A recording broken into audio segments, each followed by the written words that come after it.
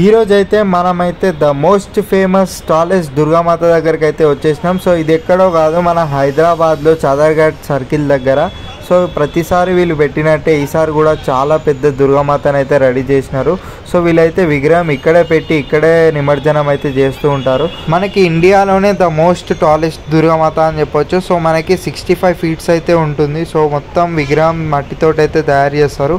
So ఒకసారి అయితే మనం దగ్గర నుంచి కూడా చూసేద్దాం. వీళ్ళైతే త్రిశూలం అయితే ఫిక్స్ చేస్తున్నారు. చూడొచ్చు ఎంత పెద్ద త్రిశూలం అయితే వీళ్ళు రెడీ చేశారు.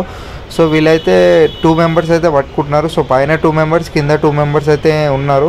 చూడొచ్చు ఎంత పెద్ద త్రిశూలం అయితే ఉందో. సో అదైతే చాలా వెయిట్ అయితే ఉంది. సో ఒక్కరు పట్టుకుంటే అది ఒక సైడ్ అయితే అయిపోతుంది.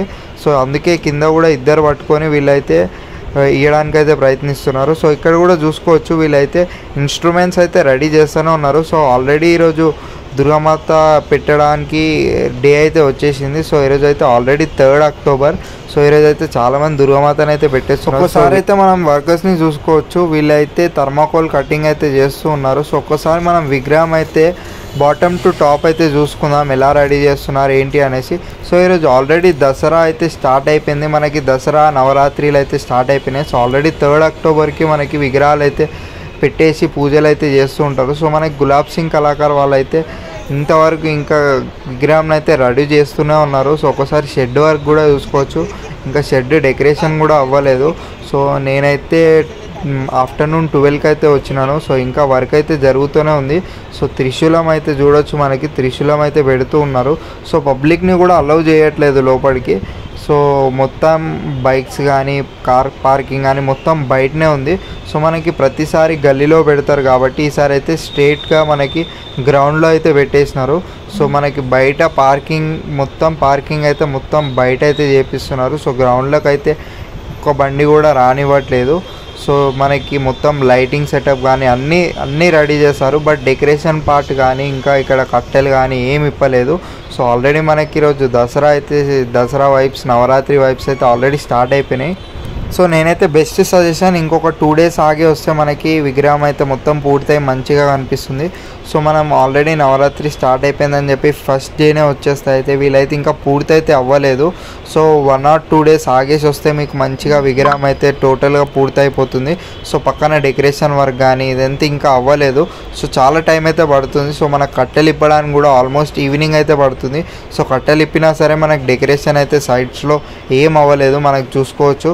సో మనమైతే ఈరోజు exact 3rd October afternoon 12 PM అయితే మనం అప్డేట్ అయితే ఇచ్చినాం. సో ఒకసారి మొత్తం విగ్రహం అయితే చూసుకోవచ్చు.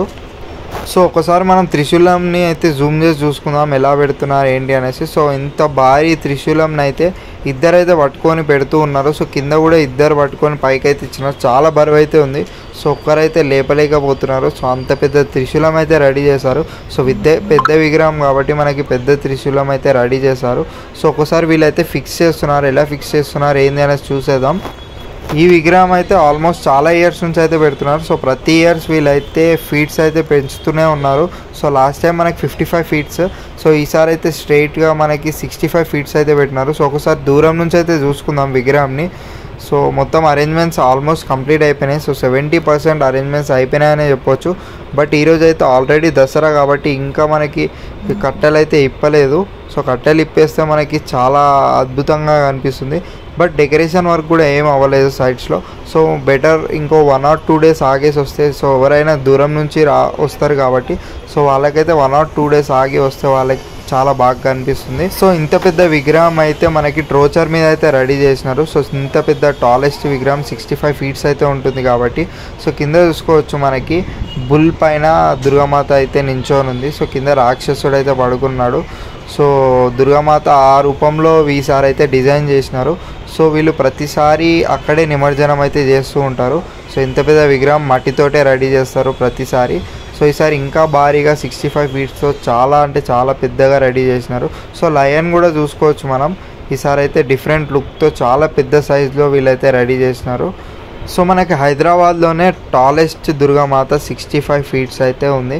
సో మనకి ప్రతిసారి ఎంత క్రౌడ్ వస్తారో తెలిసిందే కదా. సో ప్రతిసారి చాలా ట్రాఫిక్ జామ్ అవుతుందని చెప్పేసి నవరాత్రి టైంలో చాలా ట్రాఫిక్ జామ్ అయితే అవుతుంది. సో నైట్ టైమ్స్లో మనకు తెలిసిందే కదా, ద మెయిన్ రోడ్ చదర్ఘట్ సర్కిల్ దగ్గర చాలా ట్రాఫిక్ అయితే ప్రతి ఇయర్ జరుగుతుందని చెప్పేసి ఈసారి అయితే వీళ్ళు గ్రౌండ్లోనే అరేంజ్ చేయడం అయితే జరిగింది.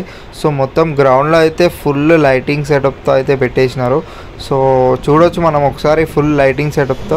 సో ఈసారి అయితే మనకి చదర్ఘట్ మెయిన్ రోడ్ మీదనే ఒక గ్రౌండ్ అయితే ఉంటుంది. సో ఇదే ఆ గ్రౌండ్.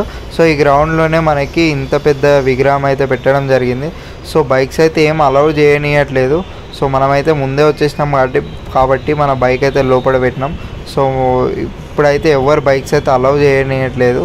సో ఒకసారి అయితే మనం చూసేసుకుందాం బ్యానర్ అయితే ఈసారి ఎలా పెట్టినారు ఏంటి అనేసి. సో సేమ్ బ్యానర్లో పెట్టినట్టే విగ్రహం, బ్యానర్ రిలీజ్ కూడా జరిగింది ఈసారి.